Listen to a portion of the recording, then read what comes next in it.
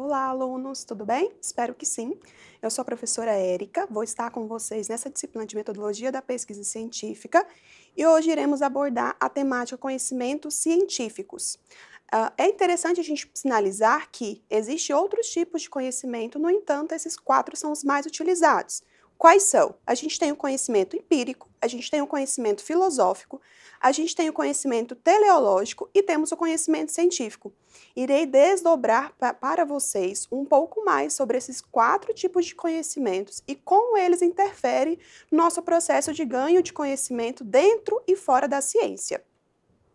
Mas, falando em conhecimento, o que é conhecimento? É interessante a gente entender que existe uma conceituação, e essa conceituação nos vai fazer compreender que, para além da ciência, que é algo contemporâneo, outros conhecimentos já colaboraram para que a gente chegasse hoje no que a gente tem como conhecimento científico.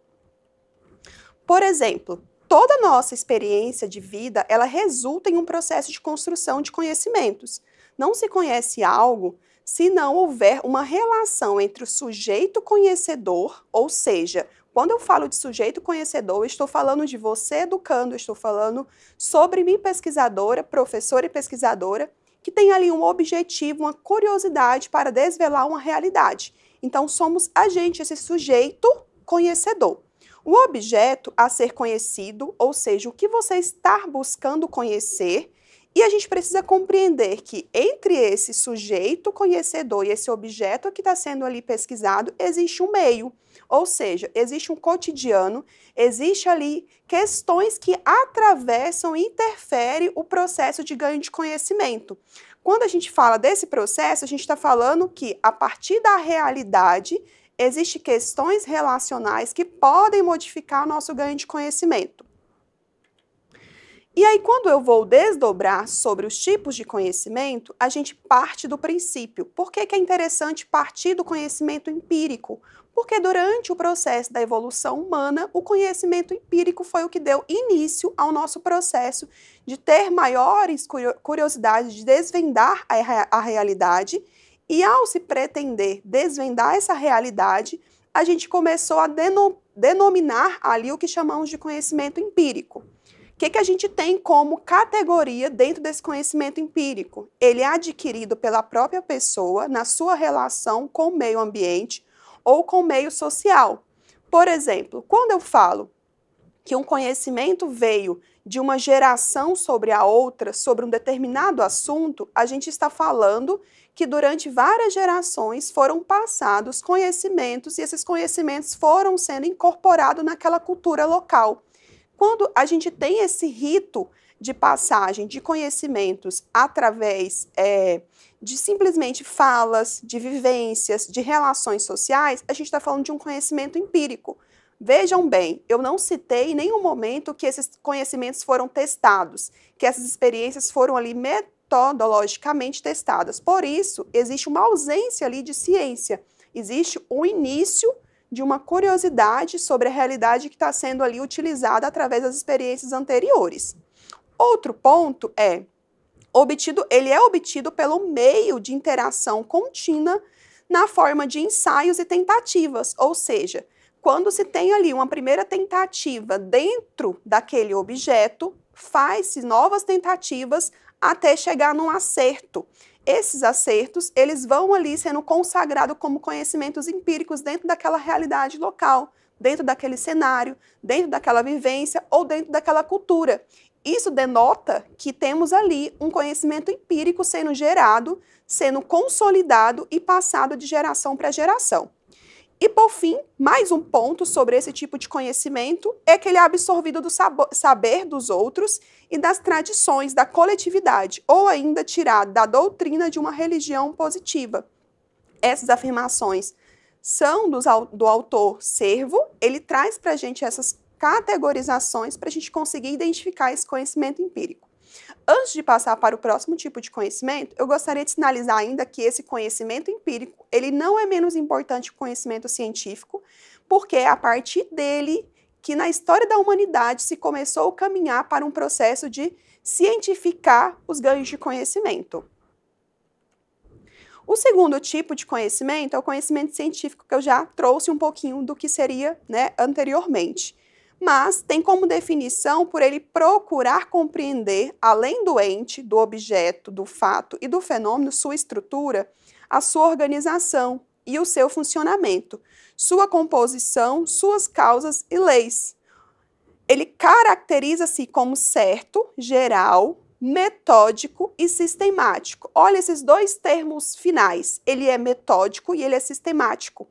Para se considerar um conhecimento científico, é preciso ter uma testagem com método que foram ali consagrados por autores, por historiadores, por antropólogos, por filósofos.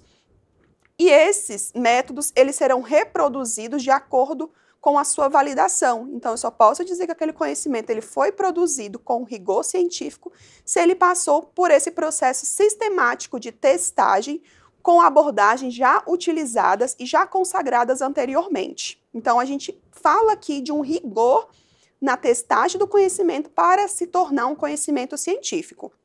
É entendida como uma busca constante de explicações e de soluções, de revisão e de reavaliação dos seus resultados.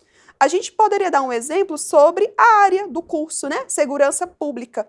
Quando a gente fala de utilizar o conhecimento científico para melhorar, para aprimorar, para ter mais eficiência, eficácia e efetividade nas políticas, a gente está falando que o uso dos dados que foram produzidos com rigor científico, que foram tratados, analisados, eles serão utilizados para melhorar os problemas locais, regionais, nacionais e até internacionais que estejam relacionados com aquela política específica. Outro ponto que é interessante a gente compreender desse conhecimento científico é que não dá para analisar tudo ao mesmo tempo. A gente fala aqui desse objeto. O objeto ele precisa ser recortado, ele precisa ser factível, ou seja, tem que ser possível que eu consiga analisar, fazer os testes necessários para poder, no final, consagrar aquilo como uma análise concluída com rigor científico, ok? O terceiro tipo de conhecimento é o conhecimento filosófico. Essa ordem, ela não é tão cronológica e a gente precisa entender que todos esses tipos de conhecimentos, eles ainda estão na contemporaneidade. No entanto, eles teve seus ápices no nosso processo histórico. Quando eu falo do filosófico, eu estou falando de um conhecimento que tem seu objeto construído de realidades mediatas, imperceptíveis aos sentidos e que, por serem de ordem supersensíveis, eles ultrapassam as experiências. Aqui não tem uma testagem, aqui não tem um objeto concreto, aqui a gente está falando de questionamentos, a gente está falando de interrogações, a gente está falando aqui do processo contínuo de refletir sobre o cenário. Quando eu levanto uma questão, eu estou ali promovendo um tipo de conhecimento. Esse tipo de conhecimento, ele é filosófico. Eu estou parando, eu estou suspendendo as minhas atividades, o meu cotidiano, para fazer ali um questionamento. Por exemplo, quando eu questiono qual é a efetividade da segurança pública dentro de Palmas. Na hora que eu levanto esse problema, né, esse questionamento, ele pode caminhar para um conhecimento científico, mas ele pode ficar aqui no conhecimento filosófico, que é apenas refletir sobre o cenário contemporâneo, refletir sobre essa política. E ao fazer esse questionamento, eu estou ali trazendo uma sensibilização para aquela determinada questão, correto? Então, quando eu falo da filosofia, a filosofia ela procura compreender a realidade no seu contexto mais universal possível. Aqui a gente não tem um recorte tão recorrente como do objeto científico. Aqui a gente está falando de questões mais abertas, né? Eu dei o exemplo da política pública, mas o questionamento sobre o conhecimento científico, ele tem uma vastidão, porque pode se questionar qualquer posicionamento, qualquer realidade, qualquer situação. Não especificamente isso irá virar uma pesquisa. E o nosso último tipo de conhecimento é o conhecimento teleológico. O conhecimento teleológico, ele é revelado quando algum culto ou um mistério, alguém que o manifesta e alguém que pretende conhecê-lo. A gente está falando aqui do universo do conhecimento passado através da religião. algo que não é também possível a gente racionalizar, levar para a ciência. Então, esse conhecimento é um conhecimento teleológico. Ele está ligado à questão das doutrinas, aqui está ligado às questões dos livros sagrados, né, das Bíblias, aqui está ligado às questões doutrinais de cada religião. Então, a gente está falando de um tipo de conhecimento. Esse conhecimento ele também é reconhecido pelos autores. Então, é um conjunto de verdades ao qual as pessoas chegaram, não como auxílio da inteligência ou da razão, mas mediante a aceitação dos dados da revelação divina. Então, existe ali uma supremacia, né, dessas verdades, que a gente denomina de dogmas também, e esses dogmas, eles são ali passados através do conhecimento teleológico. São os conhecimentos adquiridos nos livros sagrados, como eu já sinalizei, e aceitos racionalmente pelas pessoas, depois de terem passado pela crítica histórica mais existente. Então, esse conhecimento ele está ligado aos aspectos religiosos, aos aspectos doutrinários e aos dogmas. Essa tabela que está expressa para vocês, ela faz um processo comparativo para conseguir ficar mais claro e a gente verificar a diferença de um para o outro. No entanto, essa tabela não tem o objetivo, né, de conseguir estratificar, apenas a gente conseguir fazer uma relação paralela, até porque os conhecimentos eles podem se completarem. Os conhecimentos eles podem corroborar um com o outro, eles não precisam se dar de forma isoladas, por mais que a gente tenha dentro do conhecimento científico uma supremacia quando se fala de questões mais do âmbito público, né, e menos da perspectiva privada, que é o pessoal.